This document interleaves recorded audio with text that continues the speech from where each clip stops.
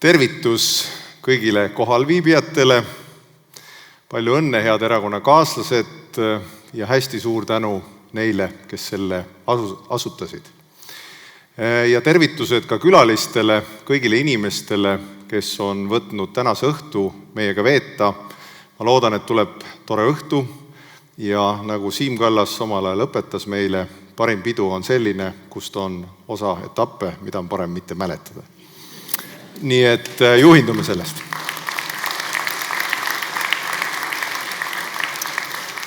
Rõõm on näha, et juubilar Reformierakond on väga hea tervise juures. Ja mis peaasi, endiselt väga vajalik. Miks? 30 aastaga on Eesti tundmatuseni muutunud. Meil olid tühjad ja augulised tänavad, väsinud ja värvimata majad, ajale jalgu jäänud taristu ning viletsad ja tossavad Vene autod ja Ungari bussid. Korda tegemata linnad ja külad. Ja kui lihtne seda kõike on unustada. Käies suvel mööda Eestit näen täiesti teist pilti. Me näeme ilusaid, armastusega korda tehtud linnu ja külasid. Me näeme aedu ja kodusid, kuhu Eesti inimesed on pannud oma hoole. Kasutame korda tehtud teid, tänavaid, laternaid, terviseradasid ja sildu. Me näeme kaasaegseid autosid, bussi ja ronge. Me joome puhast kraani vett ja imetleme säravaid ärikvartaleid ja uusi tootmishooneid. 30 aastaga on Eesti majandus ja riigieelarve kasvanud pea 30 korda. Kes uskunuks seda kunagi Balti ketis seistes? Ent ärme räägi rahast, vaid sellest, mille üle päriselt uhke olla. Suurem väärtus on, et me pole teistele lääne demokraatiatele üksnes järele jõudnud, vaid oleme saanud neile eeskujuks. Me oleme 10 kõige tugevama õigusriigiga maa hulgas, kogu maailmas. Kas ükski meie saatuse kaaslane on meist eespool? Ei ole. Demokraatia tugevuse pingeridades oleme kogu maailma täielikus tipus. Eesti on ka maailma kõige väiksema korruptsiooniohuga riikide seas. Saame siingi kindlasti veel paremini, ent meist eespool on taas vaid 10 lääne vana demokraatiat. Meie maksusüsteem on korduvalt valitud maailma kõige konkurentsivõimelisemate hulka. Ehkki meie igapäevast debatti kuulates on seda raske uskuda, oleme seda ka täna. Globaalse netivabaduse edetabelis oleme Islandi järel teisel kohal maailmas. Meie digiriik, IT-ettevõtted on endiselt kõigile suunanäitajaks. Seda rida võiks jätkata veel pikalt, ent sõnum on klaar. Eesti on tõusnud maailma edukamate, kõige vabamate ja tulevikuks kõige paremini valmis riikide sekka. See kõik pole juhtunud iseenesest ega pole ette määratud. Selle tohutu töö on ära teinud kõik Eesti inimesed koos. Kõigi põlvkondade, kõigi elualade inimeste antud panus. Erakondadest on sellel võtmeroll olnud Reformierakonnal. Ma ei räägi siinkohal valitsuses oldud ajast, vaid hoiakust, mille oleme Eesti poliitikasse toonud ja sõnumist, mida oleme alati ja kõigis oludes kaitsnud. Sõnumist, mis ongi andnud Eestile saatuse kaaslastest kiirema arengu. Eesti sõnale suurema kaalu, kui lubaks meie arv või meie maatüki suurus. Alates erakonna looja Siim Kallase kirjutatud ja tänagi elavast kodanike riigi manifestist on meie kõige tähtsamaks sõnumiks ja panuseks Eesti ülesehitamisse olnud vabadus. Kindel usk, et vabadus toob edu igale inimesele, igale perele, ettevõttele, omavalitsusele, riigile ja ka meie naabritele ja liitlastele. Mida vabamad on inimesed, seda parem on see kõigile. Teine Reformierakonna sõnum, mis toetab vabadusideaali, on olnud järjepidev nõudmine. Eesti koht on läänes. Me peame olema vankumatult koos läänega nii mõttes kui teos. Me peame panustama rohkem kui teised, me peame olema suurem, kui on meie piirid ja mõjukam, kui eeldaks meie arv. Eesti on seda olnud, oleme ka täna. Kolmas Reformierakonna panus on nõue, et Eesti peab igal ajahetkel julgelt ja kindlalt vaatama tulevikku. Me ehitame Eestile paremat tulevikku, me kujundame seda just meie kõigi Eesti inimeste jaoks sobivaks. Me ei unista aegade tagasipööramisest ning 19. või 20. sajandi lahendustest, mis tänases maailmas töötada enam ei saa. Suurim võimalik vabadus kõigile, tugevam Euroopa ja NATO kõigile, parem tulevik meile kõigile. See on olnud Reformierakonna tegevuse mõte. See on meie panus ja see on meie kohustus. See on meie põhilubadus Eesti inimestele. Seda oleme alati ka kõige raskemal ajal täitnud. See on toonud Eesti edu. Kuid olgem ausad, meid on aidanud väga tugev pärituul. On olnud head ajad. Demokraatiad on olnud tugevad, lääne majandused niisamuti. Meil on olnud õnn võtta järele väärtustel lähedastele, aga jõukatele liitlastele, kes on vedanud meidki maailma tippu. Mis kõige tähtsam, on olnud rahu. See on andnud Eesti inimestele võimaluse nautida tunnet, et elu paranemine on paratamatu, et head asjad juhtuvad iseenesest ja vääramatult. Täna tunnevad paljud murega. Küllap me kõik tunneme, et pidev pärituul on raugenud. Meie kõrval käib toores ja küüniline vallutussõda, millele meie sõbrad ukrainlased kangelaslikult ja väga suurte kaotustega vastu panevad. Ei ole saladus, et Putini ja tema mõrvalliku režiimi püüdlused ei lõppe Ukrainas. Ei ole saladus, et Euroopal on ärkamine võtnud liiga palju aega. Teame sedagi, et NATO ühtsus vajab lähiajal meilt ja meie mõttekaaslastelt veelgi tugevamat pingutust. Ent sõda pole ainus, mis täna meie inimesi muretsema paneb. Määramatus majanduses, lääneriikide globaalse mõju kahanemine, suured üleilmsed kriisid, mida võimeldab vastuoluline ja sageli liiga tige inforuum. Kõik see põhjustab ebakindlust ja ärevust. Kaasa ei aita seegi, et valitsuste käed jäävad kõigi kriiside kiirel lahendamisel lühikeseks. Eelarved on miinuses, riigid võlgades, maksukoorem paisub, kuid teenuseid jääb pigem vähemaks. See on ühtviisi iseloomulik paljudele riikidele meie kõrval, ka meist rikkamatele. Raha kulub justkui üha rohkem, kuid vastu saab üha vähem.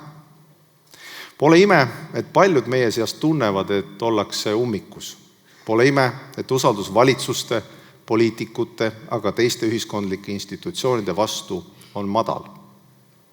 Lahendus, ma usun, on meie kätes. Kindlustunde kadumise, ängi pettumuse, võõrandumise ja usaldamatuse põhjuseid on otsitud igalt poolt. Küll on leitud, et süüdi on eliit, kes ei hooli oma inimestest. Küll on pahad globalistid, küll linnainimesed või teadlased. Mõne arvates on süüdi kapitalistid, mõne arvates sotsialistid, mõne arvates liiga kõrged ja teiste arvates liiga madalad maksud. Tegelikult on põhjus liiga väheses vabaduses. Eneseusu kaotus ja sellest tulenev käega löömine ja allaandmine ning vahel ka kirumine ja siunamine tulevad tundest, et minu sõna ei maksa, mind ei kuulata. Minust ei sõltu midagi ja ma olen üha suuremate kriiside küüsis jõuetu, teisejärguline ja ebavajalik. Tunne, et asjad lähevad hooga allamäge, aga ma ei saa midagi teha, sest olen ju tähtsusetu. Seega, lahenduseks ei saa olla, et võtame üha rohkem otsustusõigust ja vastutust kodanikelt riigile. See on tupiktee, bensiin lõkkesse. Lahendus on, et vabadust, see tähendab võimu, aga koos sellega ka vastutust tuleb inimestele juurde anda. Inimesed peavad taas tundma, et nende hea elu on nende teha. Et nad on oma pere, oma elujärje, oma vara peremehed ja perenaised. Riik peab toimetama seal, kus muud moodi üldse ei saa. Ent kui juba sekkuda, peab riik olema tõhus, tugev ning otsustav. Mujal peame mõistma, meie elujärg, meie edu on ühine looming, mille peamiseks autoriks on ja peab olema vaba ning asjatute takistusteta tegutsev kodanik. See on vabade kodanike 21. sajandi riik. Just see on meie eesmärk ja ainus lahendus.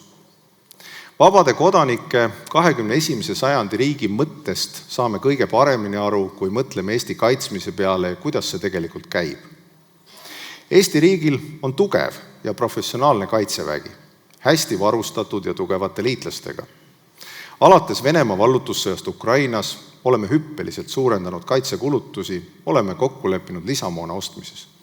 See kõik on Eesti kaitsmiseks ja iseseisvuse tagamiseks hädavajalik. Aga kaitsevägi üksi ei kaitse Eestit. Eestit pole võimalik kaitsta ilma Kaitseliiduta. See on vabade kodanike vabatahtlik ühendus. Eestit pole võimalik kaitsta ilma kõigi inimesteta, kes mõtlevad läbi enda ja oma perekonna kriisivalmiduse, kes on tugevad ja kes on valmis. Eestit pole võimalik kaitsta ilma Eesti ettevõteteta, mis hoiavad meie ühiskonna käimas elektripistikust toidu laual. See pole võimalik ilma omavalitsusteta, ilma kogukondadeta, mis kõik inimesi toetavad ja märkavad. Eestit pole võimalik kaitsta ilma igaühe panuseta. Ilma julgeolekumaksuta, millesse panustavad kõik, nagu julgeolek on ka kõigi asi. Iga okas tõesti loeb. Kaitsevägi on selleks, et Eesti kaitset juhtida, ent kaitstud oleme vaid siis, kui igaüks teeb oma osa. Me kõik kogu ühiskonnaga alt üles. See ongi vabade kodanike 21. sajandi riik. Sama lugu on ka teistel elualadel. Riik saab aidata, suunata, võtta enda kanda kõige keerulisema, ent ühiskonna edu sõltub vabade kodanike vabast tegutsemisest. Teiseks heaks näiteks on inimeste tervis. Ükski riik ei jaksa kõiki terveks ravida, kui kodanikud ei tee oma osa. Elanikkond väheneb, lapsi sünnib vähem. Mitte ainult Eestis, vaid kogu arenenud maailmas. Maksumaksjad jääb pigem vähemaks, kui juurde tuleb. Tervisekassa puudujääk üha kasvab. Samamoodi jätkates saaksime üha kehvemat teenust üha suuremate kuludega. Vaja on vabade kodanike hoolt ja suuremat vastutust enda tervise eest. Alles tõelise häda korral peab riik appi tulema ja pakkuma tõhusat, kaasaegset ja kiiret ravi. Kolmas näide on pension. Teise pensionisamba lõhkumine Isamaa juhtimisel ei tähenda muud, kui et paljud Eesti inimesed loobusid vastutusest oma tuleviku kindlustamise ees ja saavad loota nüüd vaid riigi peale. Sotsiaalkulud kasvavad eelarves kiiresti, nagu ka pensionäride arv. Riik üksi ei suuda tagada võrreldavat pensioni sellega, kui vabad inimesed ka ise oma sissetulekust pensionivõlveks raha säästavad. Ja need on vaid mõned näited, kuidas vabade ja vastutustundlike kodanike riik on tugevam, tervem ja jõukam. Kodanike vabaduse suurendamiseks saame erinevates valdkondades veel väga palju teha. Me peame seega riigi rolli uuesti mõtestama. Valitsuse poolt otsustatud 10% tegevus ja majanduskulude kärbe oli riigieelarve olukorra parandamiseks ja kulutuste kontrolli alla saamiseks vältimatu. Ent see on riigi koomale tõmbamisel esimene samm. Me peame valdkondade kaupa üle vaatama, kus on võimalik vähemaga teha rohkem. Teeme seda koos ettevõtjatega, kellel on palju kogemusi ja parem tunnetus enda ettevõtete efektiivsemaks muutmisel.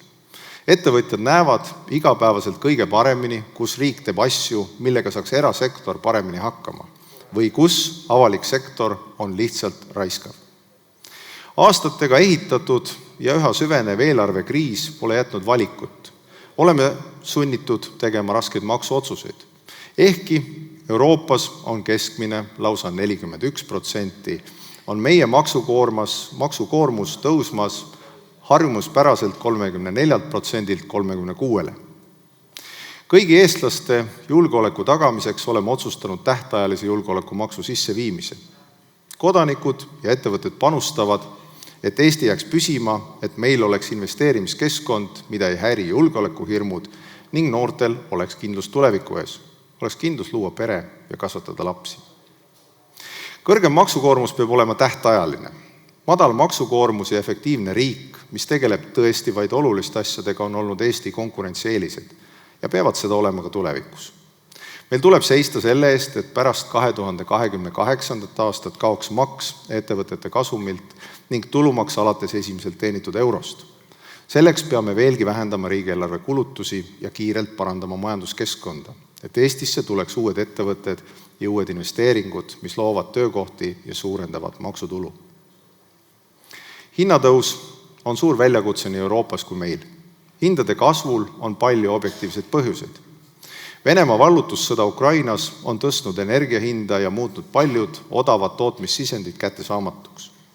Sanktsioonid on hädavajalikud, kuid ka need tõstavad paljude toodete hindu, eriti meil siin Venemaa naabruses. Kui maailmas algab tariifisõda, tekitab see uue hinnasurve. Me peame hoolega mõtlema, mida saame hinnakasvu pidurdamiseks teha.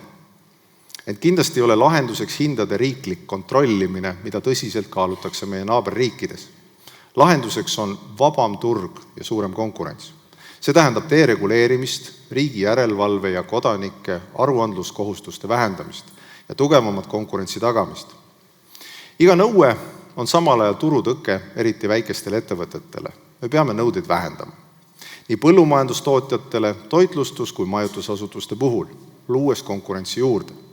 Vähem aruandlust vähendab ettevõtete kulusid ja võimaldab hindu alandada. Konkurentsi tagavad riigiametid peavad töötama tulemuslikult. Vabade kodanike 21. sajandi riik usaldab oma inimest. Koos vastutusega oma elu üle tuleb kodanikele anda ka senisest suurem vabadus seda elu enda äranägemise järgi korraldada. Ehitada hooneid, renoveerida kodusid, korrastada naabruskonda, planeerida omavalitsust, käivitada juhtida ettevõtteid, koolitada ennast ja kasvatada oma lapsi. Selles kõigest saab kõrvaldada väga palju takistusi ja ettekirjutusi. Elu läheb paremaks vaid siis, kui lahendused on kodanike käes, mitte riigi käskida. Lõpetuseks. Kui kodanik ei usalda enam iseennast ja kui ta tunneb, et temast ei sõltu midagi ja tema arvamus ei maksa, siis kuidas saab ta usaldada oma riiki? Selle vastu ei ole teist rohtu, kui tuleb sammhaaval võtta võim ja vastutus enda, oma pere, oma lähedase, oma kodu ees. Lihtsamalt öeldes kogu oma elu ees. Ei ole teist rohtu kui vabadus. Ja ma ei räägi tugevama ja rikkama õigusest teha, mis pähe tuleb. See on väga kitsas idee vabadusest. Tegelik vabadus tähendab tunnistamist, et pole riigi asi teha inimeste eest nende elu põhivalikuid, kuidas elada, kuidas majandada, kellega elada ja keda armastada. Tegelik vabadus tuleb sellest, kui tunnistame, me peame muutuma koos ajaga. Me ei saa pöörduda tagasi eelmisesse või üle-eelmisesse sajandisse. Isegi 90-ndate nostalgiasse mitte. 30-aastase Reformierakonna kohustus on teha nii, et meie pilgud oleks kindlalt ja julgelt pööratud tulevikku. Üha enam sõltub Eestist ja meie sõnumist, vabaduste kaitsest ja tulevikule ausalt vastuastumisest ka kogu läänemaailma tugevus. Seetõttu vajame ja peame üheskoos ehitama vabade kodanike 21. sajandi riiki. Soovin kõigile head peotuju. Aitäh!